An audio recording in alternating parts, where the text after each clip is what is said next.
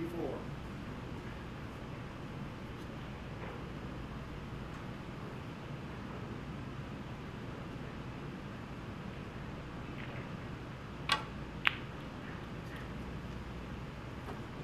Fei Mei, 64.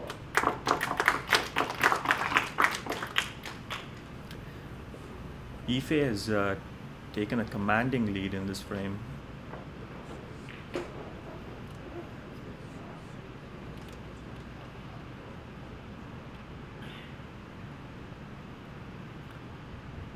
What would you suggest Ali? Obviously, he's got enough points here to get back in the match. Yeah, he's actually played a decent shot there to get on the black, and he's got, you know, the right bottom red actually goes to the center. So if he's able to get that out of the way, I think the other three reds go to the right hand corner pocket. Okay. So he's got a decent opening here. He just needs to, you know, keep his head down and execute. Okay.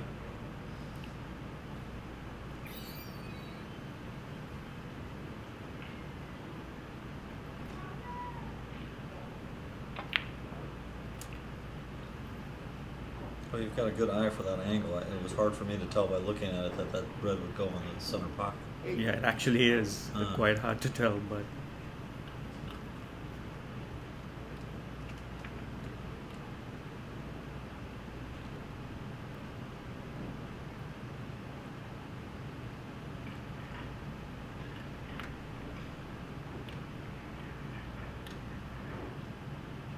He's certainly methodical.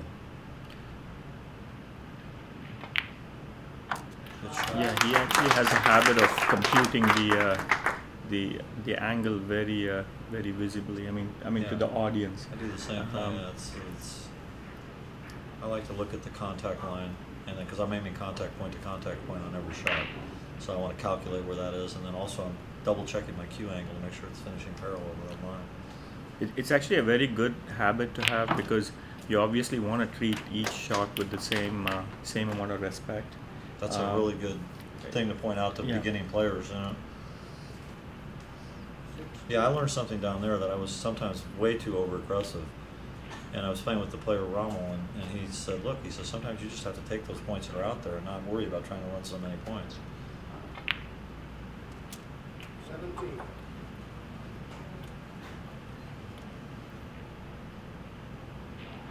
He's in a really good position here, and yeah, all he needs to do is you know, play this shot with enough strength to bounce off the bottom cushion and I think he's going to go back and play it in the center.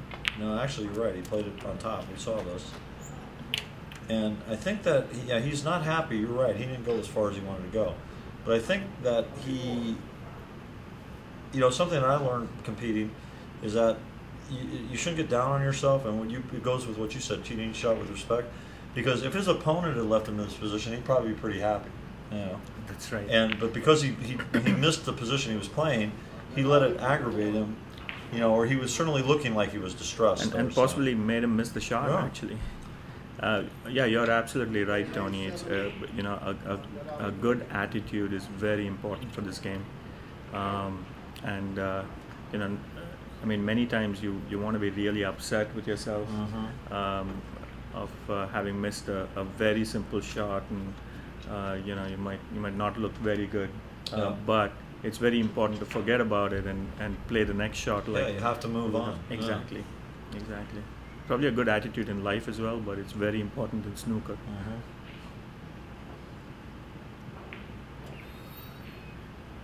And how old is Mei? Do we know?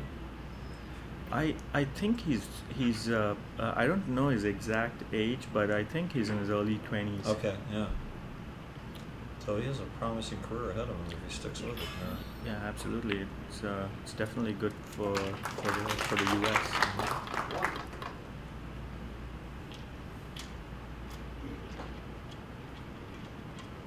Is the proper stroke with the rest? It's got to be different in snooker than it is in pool. Right. Actually, when you're playing with the rest, it's different people have different ways in which they hold the bridge, which is the rest, and the cue. But one of the important things, one of the common mistakes people make is they hold the cue extremely tight, and that doesn't give a good flowing action where the whole aim is to get the cue straight down the line, and many times if you're holding it too tight, look at this shot. Oh, that's nice. If you're holding it too tight, it throws you off. It throws you off. Well, I've never seen a lot of players play with the bridge because we had 5x10 pool tables, so there's a lot of bridge play, or rest play as the term would be in snooker. But I've never seen anybody use the rest or the bridge as well as Alison Fisher. Yeah, she's like the best I've seen. Yeah. If somebody were watching somebody and wanted to really improve their bridge play, I think she would be a good person. Yeah, she's always been very methodical. Even in a snooker play, and she takes that to the pool table as well. Well, when people, to me, it's you practice, you play like you practice. So, in other words, when a player recognizes he has difficulty, it's very easy to recognize difficulty with certain strokes, because when the situation comes up, you feel either afraid to shoot or you grimace. Why do I have to have the shot? This type of thing, and you should make a mental note of those things, and that's what you take to the practice table. I used to practice with the bridge sometimes a half an hour a day and shoot every shot with the bridge off the rail and everything because you get adept at using it. Absolutely, and I think we were talking about preparing for tournaments earlier, and go ahead. I'm sorry. Yeah, I think there's a lot. These players here like Fei and Ali, they play between probably like 5 and 8 hours a day, every day, and you probably really don't need to do that as long as you have a good method for preparing.